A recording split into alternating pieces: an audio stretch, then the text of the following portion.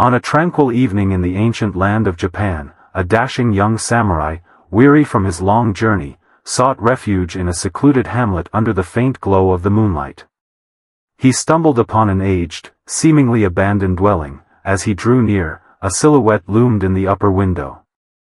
The figure appeared eerie, but he dismissed it, attributing it to his fatigue playing tricks on his mind. The remote village was riddled with forsaken dwellings, prompting him to seek repose elsewhere, yet, as he was about to depart, a vision of loveliness appeared at the threshold, tenderly holding a child. Her gaze met his, flickering with a bizarre sense of recognition, before she lowered her eyes to the child and murmured, just loud enough for him to catch. "He has come back." The woman began to approach. The samurai's steps were matched by hers, which were disconcertingly smooth and swift, akin to the skittering gait of an insect. His hand, by instinct, reached for his sword, a reflex honed by years of rigorous training. Upon her approach, he discerned not human feet but several spiky appendages advancing stealthily. With a swift motion, the samurai unsheathed his blade and struck at the monstrous apparition. She emitted a shrill scream, bearing venomous fangs before retreating into the house, leaving a bloody trail in her wake. The following day, the samurai, accompanied by armed villagers, returned to the house, and in the attic, they uncovered the grotesque corpse of the Joragumo, a creature notorious for ensnaring, trapping, and feasting on young men from the outskirts. Several bodies hung there, each meticulously wrapped in silk, a chilling testament to the creature's beguiling allure. The samurai had rightly trusted his instincts. This was no ordinary woman. What was this peculiar entity? And what designs did it have on the samurai? Delve into the enigmas of mythology with the Joragumo. The Joragumo is a creature from ancient Japanese folklore. Japanese mythology abounds with spider-related beings, with the Joragumo being among the most famed. The Joragumo is portrayed in various guises, sometimes as a ravishing woman who transforms into a colossal spider. In other tales, she is a therianthrope, a creature half woman, half spider, yet all depictions share the dread and fear inspired by spiders and the captivating beauty of maidens. Its name, Joragumo, is derived from combining Juro, historically linked to female attendants or even courtesans, and Kumo, meaning spider. Most interpretations render the name as tangling bride, binding bride, or spider woman, often pejorative terms. The Joragumo is part of the extensive and diverse family of yokai, supernatural beings that have significantly influenced Japan's traditional narratives. Yokai stories, including those of the Joragumo, often served more than just as tales. They were explanations for the inexplicable, reflections of societal norms, and conduits for moral instruction. Where Japanese mythology diverges from Western mythology is in the emphasis on purity and impurity rather than good and evil. This is evident in the stories of yokai, where purity is prioritized over what the Western world deems good or evil.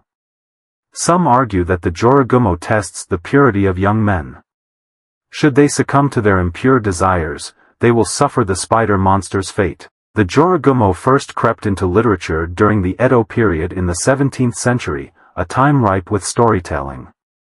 However, its origins likely stretch far back into oral traditions, where stories were not merely entertainment but lessons and warnings passed down through generations. The Joragumo's talents extend beyond shape-shifting. In some tales, she commands lesser spiders, weaves webs stronger than any mortal creation, and even possesses venom that slowly incapacitates her victims. Many children are fiercely protective of their mother and their nest, with the ability to spit fire and burn the homes of those suspicious of their mother's true identity. Additionally, some legends recount the Joragumo enchanting men by playing the biwa, a traditional Japanese instrument.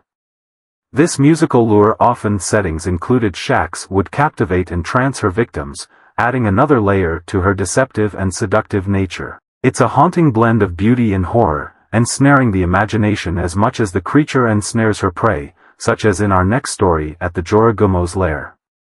She's in Wo Prefecture, where a man, tired after a long walk, rested near the waterfall basin. He awoke to find a giant web stuck to his leg. The web began to pull him into the basin, but he managed to detach the web from his leg and dump it onto a nearby tree. The man had transferred the web just in time, as shortly after he freed himself, the log was pulled through the air as if weightless and dragged into the falls. He fled, returning to his village and warning everyone of what had transpired, ensuring no one from the village would visit the waterfall again. No one visited until one day, a woodcutter unfamiliar with the region, was cutting wood near the falls when his axe slipped from his hands and flew into the falls basin. As he stepped into the basin to search for his axe, a beautiful young woman emerged from behind the waterfall, holding the woodcutter's axe. The woodcutter, seeing her unearthly beauty, immediately fell in love and would visit the falls every day. But each day, he returned, he became sicker and sicker, but Osho, a priest of a nearby temple, noticed the woodcutter's condition and suspected that the woodcutter was being poisoned by the Jorogumo, the mistress of the waterfall.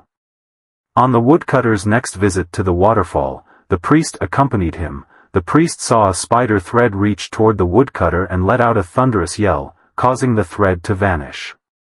But the love or enchantment that the woodcutter felt persisted. Knowing that the only way to be with the lady in the lake was to ask permission from the mountain spirit or Tengu, he asked. But the Tengu refused the unnatural and impure union. Enraged by the refusal, the woodcutter ran back to the falls as webs flew from behind the falls towards him, wrapping around his body with a final pull into the basin. The woodcutter was never seen again. Other versions of this story include the Jorogumo committing the woodcutter to an oath, never to reveal what he saw. Then one drunken night, he shared what he found at the falls that night. He went to sleep and never awoke again. Or another version is that after sharing his secret, he was dragged outside by a thread and was found dead floating in the Jorogumo's falls. These tales suggest that the Jorogumo holds power over those who swear oaths to her. This power was evident in the woodcutter's story, where his oath of secrecy, once broken, led to his tragic end.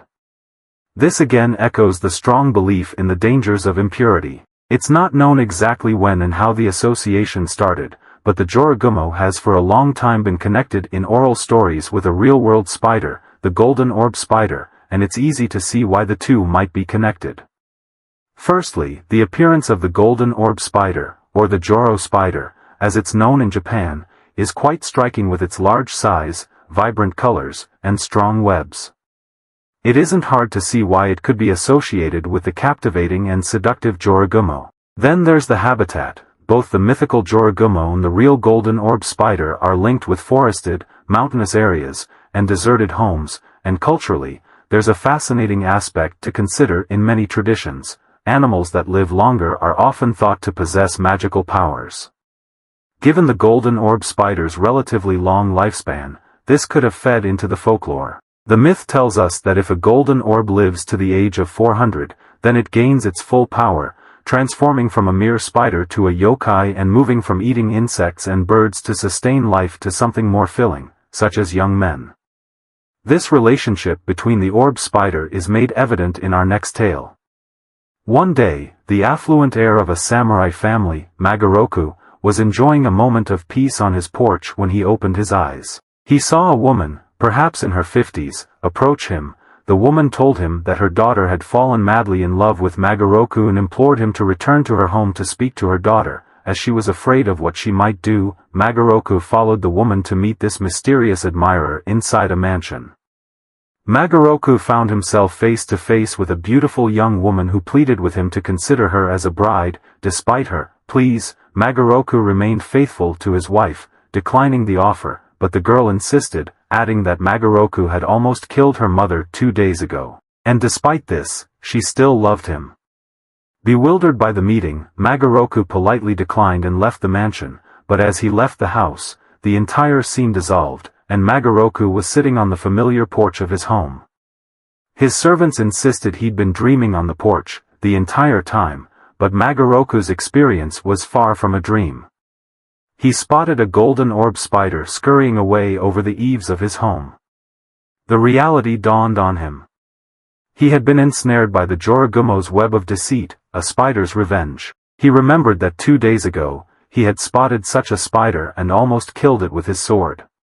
This tale of Magoroku and the Jorogumo is a vivid example of how these stories intertwine. the supernatural with everyday life, leaving listeners to wonder where reality ends and the world of yokai begins. This might be a good time to appease the gods of mythology with a quick ritual.